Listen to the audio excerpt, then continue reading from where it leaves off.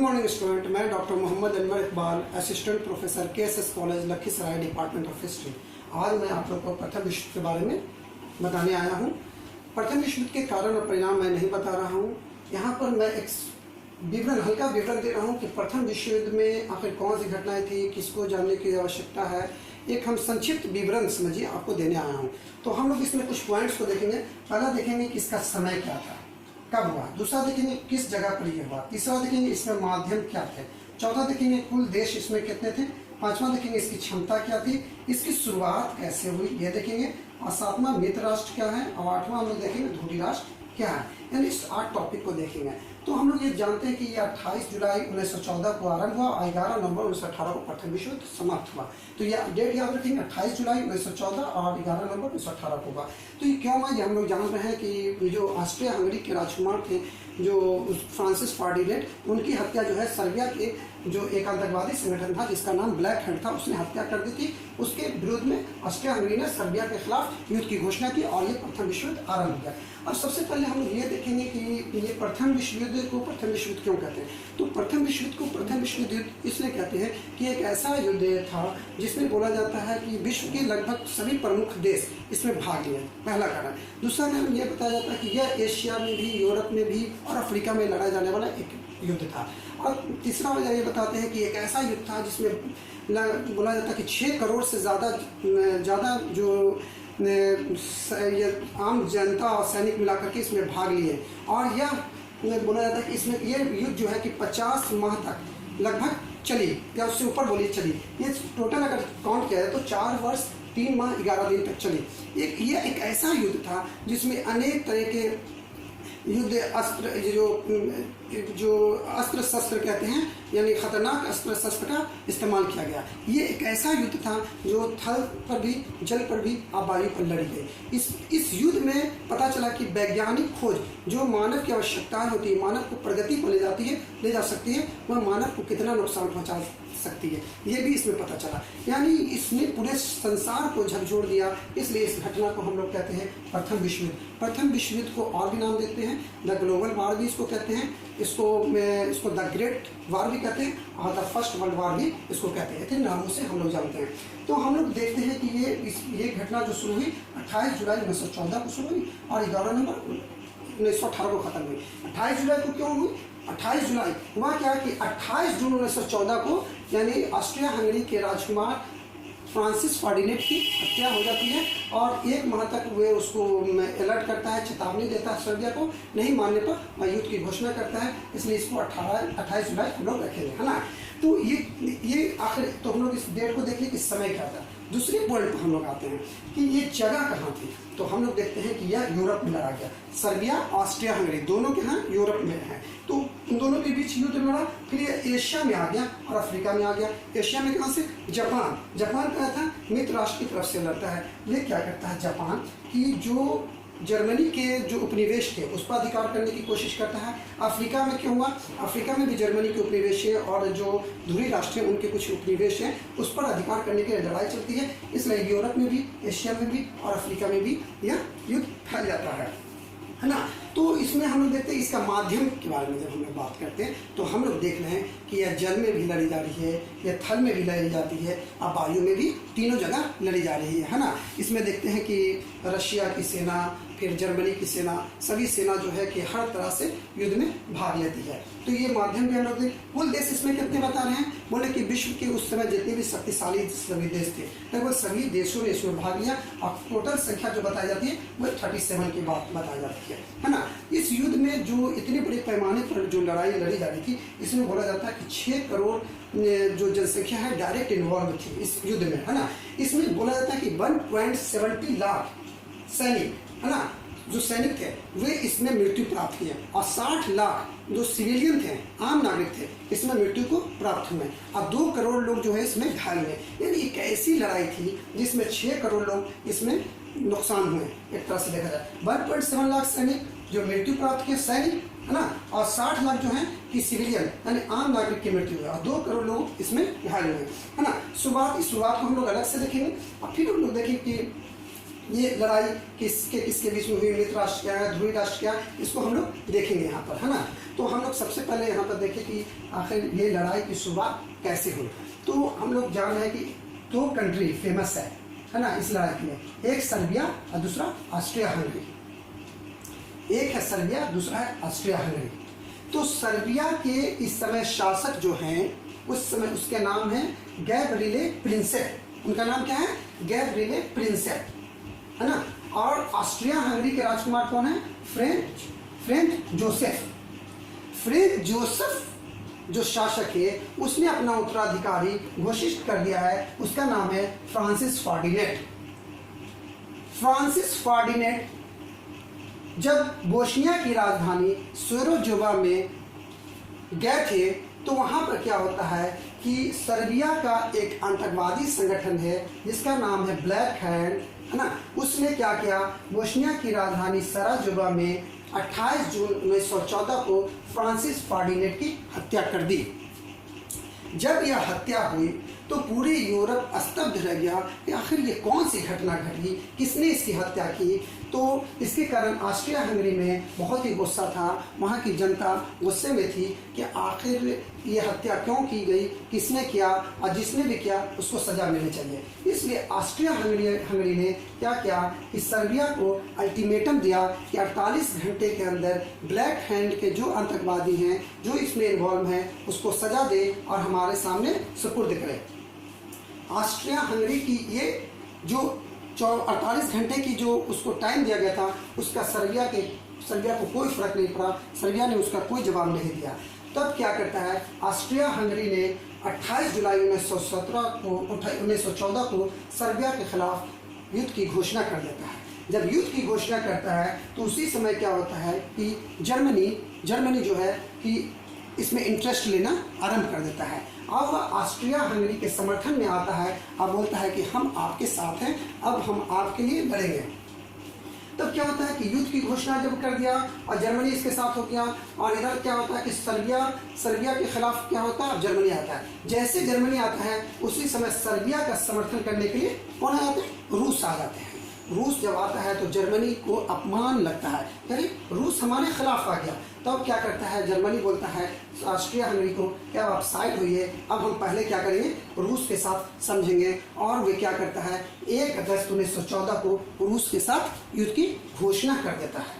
जब रूस के साथ युद्ध की घोषणा जर्मनी कर देता है तब रूस क्या करता है, फ्रांस को आगे बढ़ाता है और बोलता है कि युद्ध को रोकने की कोशिश कीजिए, नहीं तो ये बहुत बड़ा युद्ध हो जाएगा। तब क्या होता है, फ्रांस जो है जर्मनी के पास जाता है और जर्मनी को मना करता है कि आप इस तरह की कोई भी कार्रवाई ना करें, है ना। इससे पहले क्या होता है कि रूस जैसे कि सर्बिया पर ये अटैक करने जर्मनी जाता है तो ये क्या कहते हैं कि रूस क्या करता है, पूरे को लामबंद कर देता है, सैनिक लामबंद कर देता है। और रूस घोषित कर देता है कि अगर जर्मनी ने सर्बिया पर अटैक किया तो ये समझा जाएगा कि सर्बिया पर अटैक नहीं बल्कि रूस पर है। तब क्या होता है, फ्रांस यहाँ पर सपोर्ट में आता है रूस के। तब फ्रांस जैसे समर्थन करेगा तब जर्मनी क्या करेगा, 3 अगस्त 1914 को फ्रांस के खिलाफ युद्ध की घोषणा कर देगा कि अब वो बोलेगा कि हम पहले फ्रांस को हराएंगे, तब रूस को हराएंगे, तब सर्बिया को हराएंगे। ये युद्ध का विस्तार होते जाता है। तब अब इसको फ्रांस जाना रहता है, लड़ने के लिए फ्रांस जाना रहता है।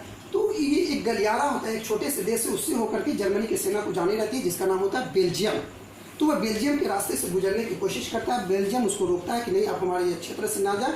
अब बेल्जियम को उस समय प्रोटेक्ट करता है, बेल्जियम के रक्षा का उत्तरदायित्व उस समय इंग्लैंड की सरकार के पास रहती है। तो इंग्लैंड की सरकार जर्मनी को रोकती है कि आप जो है बेल्जियम के रास्ते से नहीं जाएंगे। अगर बेल्जियम के रास्ते से जाएंगे तो ये समझा जाएगा कि आप ये इंग्लैंड के खिलाफ हैं। तो क्या होता है, लास्ट में वह बेल्जियम के रास्ते से गुजरने की कोशिश करता है और इंग्लैंड के खिलाफ भी 8 अगस्त 1914 को युद्ध की घोषणा कर देता है। इस तरह से देखते हैं कि अब हम देखते हैं इस तरह से कि मित्र राष्ट्र में कौन कौन आ जा रहे हैं। एक तरफ सर्बिया आ गया, दूसरा रूस आ गया, तीसरा फ्रांस आ गया, चौथा इंग्लैंड आ जाएगा, बेल्जियम आ जाएगा, जापान आ जाएगा, यूएसए आ जाएगा, है ना, और फिर भारत भी आ जाएगा। और दूसरी तरफ ध्रुवीय राष्ट्र में क्या है, ऑस्ट्रिया हंगरी है, इटली है, बुल्गारिया है, तुर्की है, जर्मनी है। इस तरह से देखते हैं कि एक तरफ क्या होता है कि ऑस्ट्रिया हंगरी और जर्मनी, और दूसरी तरफ इतने शक्तिशाली देश रूस के पास जो बताया जाता है कि रूस के पास लगभग 15 लाख थल सेना थे, जबकि इस समय जो है कि जर्मनी के पास 8.5 लाख थल सेना थी और 50 लाख जो है उसके पास रिजर्व थी, है ना। और ये लोग जितने भी इधर के जो राष्ट्र हैं, इतने के राष्ट्र हैं, और इधर आप जर्मनी जो है भी अपने टोटल आमदनी का जो बताया जाता है बजट का 80 से 85% सेना में खर्च करते हैं, सैन्य तैयारी में खर्च करते हैं। और ये लोग जो है ना कि अपने यहाँ अनिवार्य सैनिक सेवा भी लागू कर दी, यानी स्थिति बद से बदतर हो रही थी। तो सर्बिया ऑस्ट्रिया का एक मामूली झगड़ा ही है कि इसके वजह से प्रथम विश्व युद्ध हुआ। अगर ऑस्ट्रिया हंगरी का समर्थन करने के लिए जर्मनी नहीं आता तो ऑस्ट्रिया हंगरी और सर्बिया के बीच में युद्ध नहीं होती। लेकिन क्या हुआ, इसके समर्थन में एक कौन आ गया, जर्मनी आ गया, इसके समर्थन में रूस आ गया, फिर इसके समर्थन में क्या हुआ, फ्रांस आ गया, फिर इंग्लैंड आ गया, बेल्जियम आ गया। इधर क्या होगा कि धीरे धीरे संख्या इधर भी बढ़ती है, क्या होता है कि इटली आ जाएगा, बुल्गारिया आ जाएगा, तुर्की आ जाएगा, है ना। इस तरह से क्या होता है कि पूरी स्थिति में जो है कि भयानक हो जाती है और युद्ध जो है विकराल रूप ले लेती है। और इस युद्ध में हम लोग देखते हैं, क्या देखते हैं कि लास्ट में अंतिम रूप से देखते हैं कि जर्मनी जो है कि हार जाता है और जर्मनी को बहुत आर्थिक नुकसान होती है। इस जब युद्ध जब समाप्त हो जाता है तो अमेरिका के राष्ट्रपति वुडरो विल्सन के कहने पर एक पेरिस में पीस कॉन्फ्रेंस बुलाई जाती है। इस पीस कॉन्फ्रेंस में क्या होता है कि 27 देशों को भाग लेने के लिए बुलाया जाता है। और इसमें एक बहुत ही इम्पॉर्टेंट बात यह है कि जो पीस कॉन्फ्रेंस होगा इसमें बंटवारा होगा कि जो राष्ट्र हारे हैं उनसे हर्जाना लिया जाएगा। इस हर्जाना लेने से या इसके फ़ायदा लेने से रूस को रोक दिया जाता है, क्योंकि रूस 1917 में इस युद्ध से अलग हो गया था, क्योंकि वहाँ पर जो 1917 की क्रांति हुई थी और लेनिन की सरकार वहाँ पर बन गई थी, है ना। तो इस तरह से उसको रोक दिया जाता है और 27 देश भाग लेते हैं। इसमें एक चीज़ हम लोग को देखने वाली ये बात है कि जो यूएसए है, अमेरिका, ये क्या, इसका क्या रोल था। तो यूएसए का कोई बहुत बड़ा इसमें उस समय भाग नहीं ले रहा था। जब 14 में लड़ाई हुई तो इसमें भाग नहीं आया। यूएसए इस प्रथम विश्व युद्ध में 1917 में आया। उन्हें यूएसए का इंटरेस्ट था कि वह मित्र राष्ट्रों की तरफ से जाए, क्योंकि मित्र राष्ट्रों को वो बहुत ज़्यादा कर्ज दिया हुआ भी था और उसको लगता था कि अगर ये हार गए जर्मनी से तो उसके पैसे डूब सकती है, उसकी इकोनॉमिक स्थिति खराब हो सकती है। इसलिए वे थोड़ा इंटरेस्ट ले रहा था, लेकिन कोई उसको बहाना नहीं मिल रहा था। लास्ट में क्या होता है कि उसकी एक इंग्लैंड की एक जहाज़ होती है जिसका नाम होता है लुसुतानिया होता है।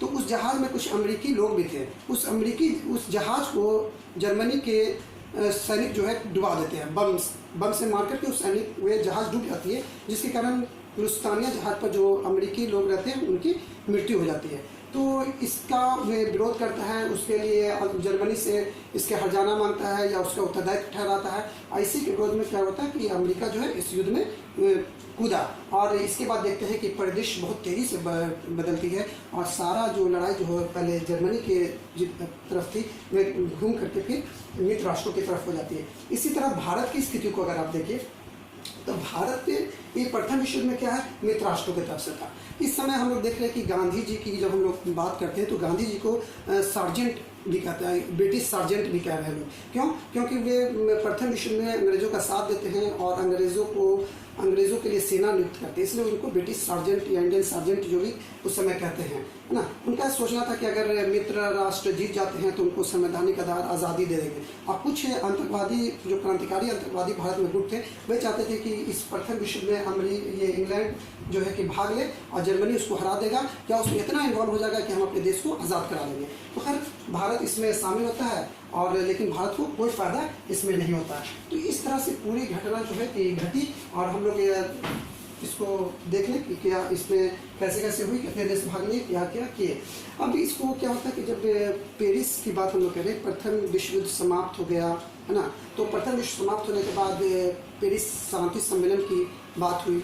पेरिस शांति सम्मेलन में क्या हुआ कि 27 देशों को भाग लिया गया और यहाँ पर जो है कि 5 देशों के साथ जो हारे हुए देश थे उनके साथ अलग अलग संधि की गई। जैसे ऑस्ट्रिया हंगरी के साथ सेंट जर्मन की संधि की गई, इटली के साथ त्रियोनो की संधि की गई, बुल्गारिया के साथ न्यूली की संधि की गई, तुर्की के साथ सेवर्स की संधि की गई और जर्मनी के साथ वर्साई की संधि की गई। फिर से एक बात देख लें, ऑस्ट्रिया हंगरी के साथ सेंट जर्मन की संधि, इटली के साथ त्रियोनी की संधि, बुल्गारिया के साथ न्यूली की संधि, तुर्की के साथ सेवर्स की संधि और जर्मनी के साथ वर्साई की संधि। इसमें सभी जो राष्ट्र हैं हारे हुए, उनको तो बहुत आर्थिक नुकसान और बोलिए तो भौगोलिक नुकसान भी उनको होगा। लेकिन सबसे ज़्यादा इफेक्ट जो पड़ेगा वो पड़ेगा आपको जर्मनी पर। जर्मनी पर क्या इफेक्ट पड़ेगा कि जर्मनी के साथ वर्साय की संधि की जाती है जो 1919-20 में। उसमें क्या होगा कि जर्मनी से अल्सेस लॉरेन का जो क्षेत्र है जो फ्रांस से उसने छीना था 1870 में, वे वापस फ्रांस को दे दिया जाता है। दूसरा बता रहा है कि डांजिंग और मेमन बंदरगाह जो है वो भी छीन लिया जाता है। तीसरा बताता है कि जर्मन सेना जो है कि जो जर्मन की सेना थी उसको अधिकतम 1 लाख तक निश्चित कर दी जाती है कि आप 1 लाख से अधिक सेना की नहीं रख सकते हैं। इसके अलावा जर्मन की नौसैनिक जहाज को जब्त कर लिया जाता है और 6 युद्धपोत रखने की अनुमति दी जाती है। तो टोटल मिला के देखा जाए तो 13% भूभाग और 10% जो है जनसंख्या से जर्मनी को हाथ धोना पड़ता है। जर्मनी जो है कि इस अपमानजनक संधि के लिए तैयार नहीं थी, लेकिन वहाँ पर जो गणतंत्र की स्थापना की जाती है उसको प्रेशर देकर के, दबाव देकर के उस पर सिग्नेचर करवा लिया जाता है। तब बाद में देखते हैं कि जब ये युद्ध समाप्त हो जाता है तो क्या होता है कि जर्मनी में फिर हिटलर जो है उभरेगा, तो वे क्या करेगा, धीरे धीरे वर्साय की संधि को तोड़ते रहेगा और एक दूसरे विश्व युद्ध की शुरुआत हो जाती है। इस तरह से हम लोग इसको देख रहे हैं और अगला जब हम लोग क्लास ले आएंगे तो हम लोग प्रथम विश्व युद्ध के कारण पढ़ेंगे। Thank you.